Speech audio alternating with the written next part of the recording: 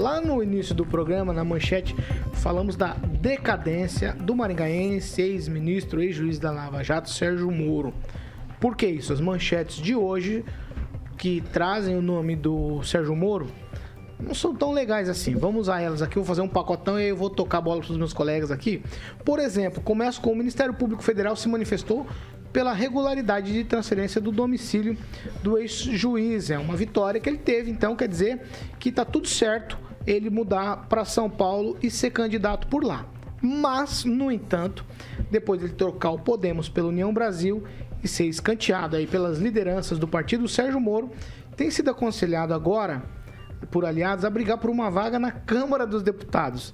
Começou como pré-candidato à presidência, deu entrevista, inclusive pra gente aqui presencialmente, pois falaram-se do Senado, mas no Senado a briga lá no estado de São Paulo não é tão fácil quanto parece, porque os números lá não apontam o Sérgio Moro como uma liderança, apontam ele como segunda ou terceira opção até para o Senado no estado de São Paulo. Então o Moro agora, em tese, seria candidato à Câmara Federal. Só que o Moro, ele tem uma resistência aí de brigar por essa vaga na Câmara Federal pelo estado de São Paulo. A cúpula do União Brasil fez até uma projeção de votos aí. Diz que ele é um grande puxador de votos, faz cerca de 2 milhões de votos e ele puxa mais 5 deputados. Aí eu tenho mais uma aqui do Sérgio Moro. Ele virou réu em uma ação popular movida por deputados do PT na Justiça Federal e a petição inicial foi protocolada no dia 27 de abril e recebida na segunda-feira pelo juiz Charles Reinaud Frazão de Moraes, que determinou a citação de Moro. O ex-juiz classificou como risível a ação popular proposta por membros do PT. Eu vou abrir aspas aqui.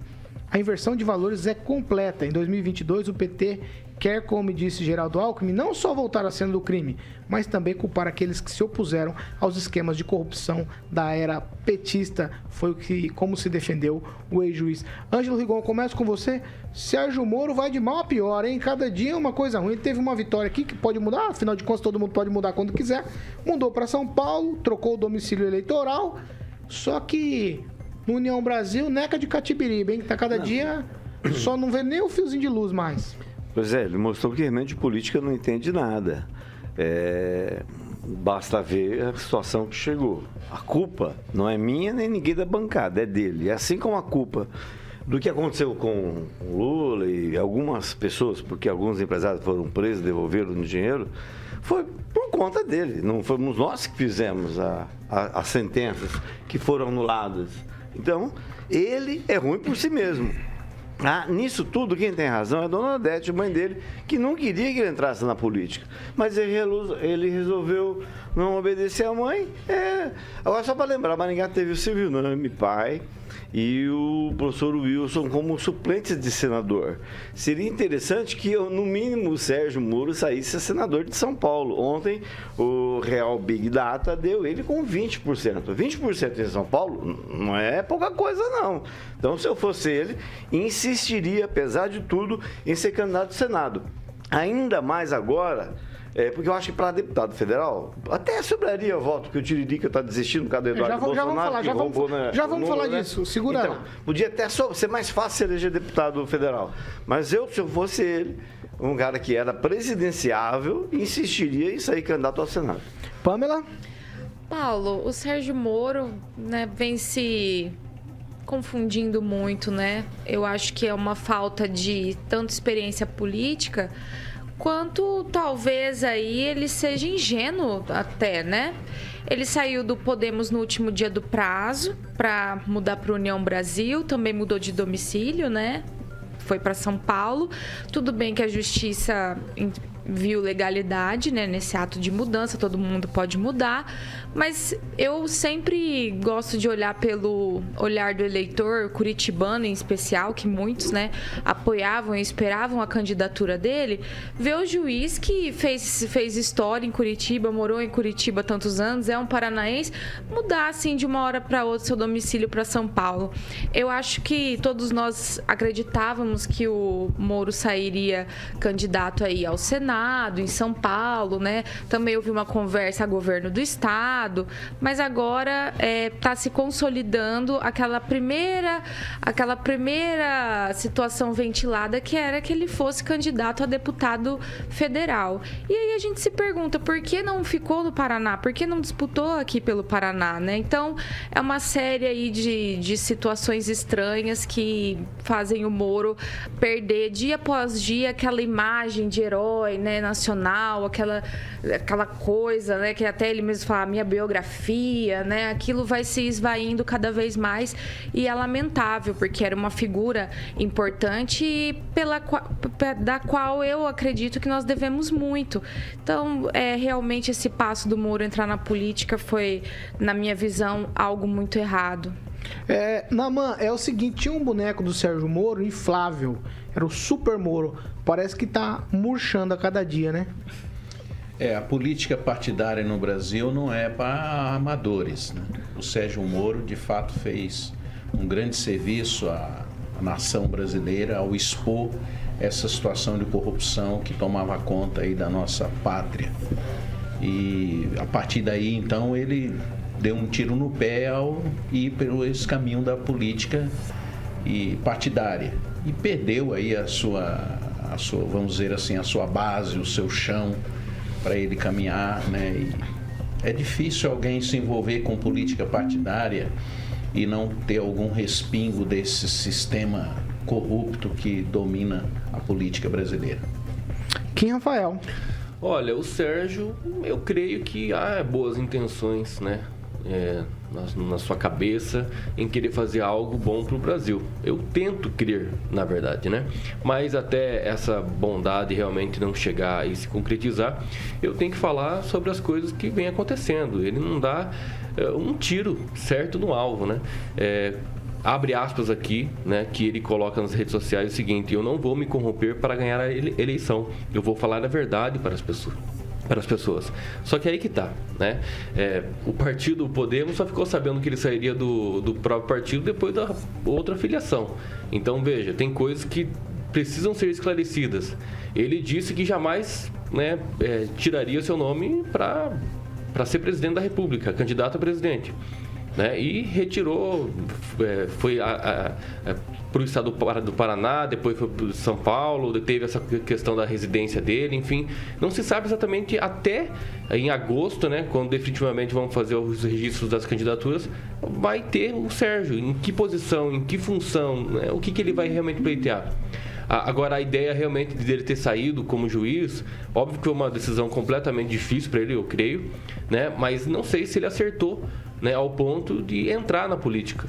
E quando ele falava que o ministério dele seria muito técnico, automaticamente você, entrando no ministério, qualquer que seja, querendo ou não, de cunho político.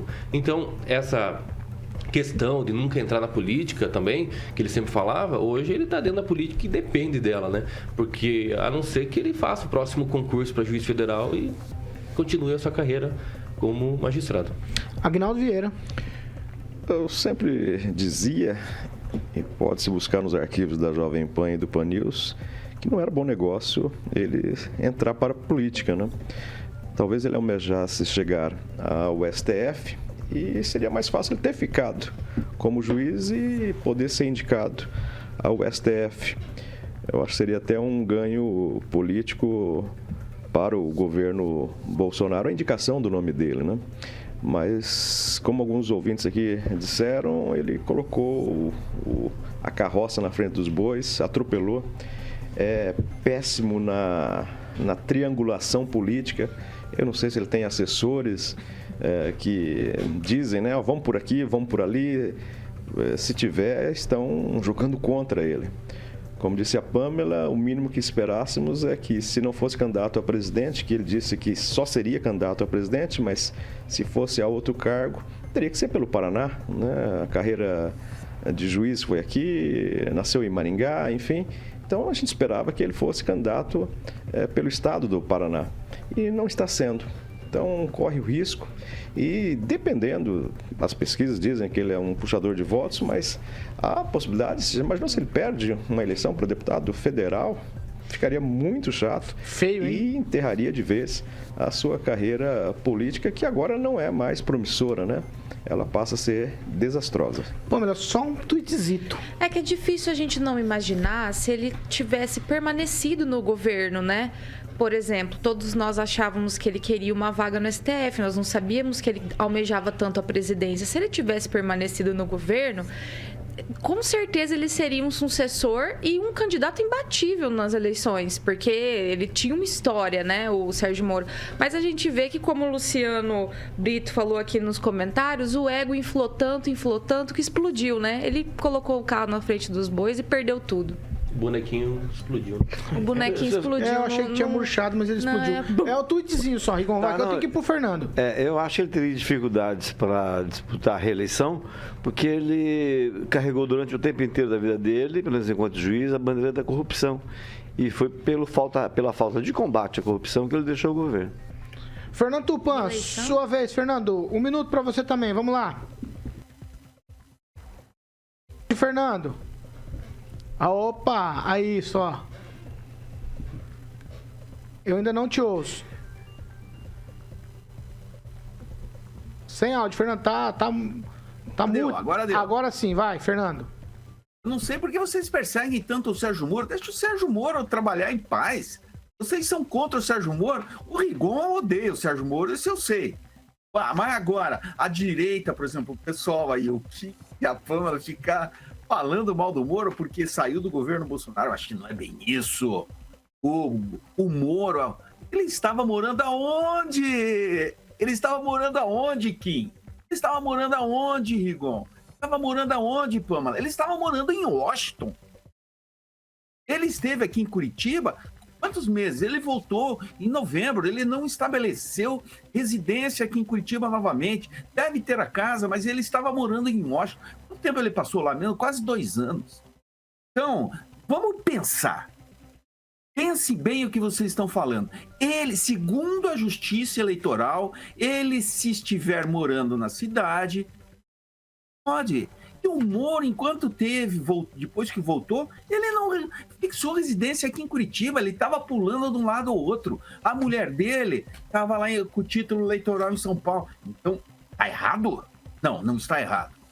E a Justiça Eleitoral e a esquerda estão combatendo o Moro e a direita também, porque eu vou te falar uma coisa, a União Brasil em São Paulo vai deslanchar. O Moro leva meia dúzia de deputado federal para lá. E a União Brasil vai ser o maior partido, vai superar o PT, que o PT deve ficar em terceiro. Hoje o PT é em segundo, veja só. Hoje o PT, agora, ontem a gente até esqueceu de falar, Paulo Caetano, hoje foi aprovada a federação partidária com o PT, PCdoB e o PV. O PT tem 65 deputados federais na bancada e é a segunda maior bancada do Congresso. O primeiro é o PL do Jair Bolsonaro. Então, essa briga contra o Moro só pode ser isso, porque ele vai tirar vaga do PT, vai tirar vaga do PL, e União Brasil vai se dar bem. Isso você pode ter certeza.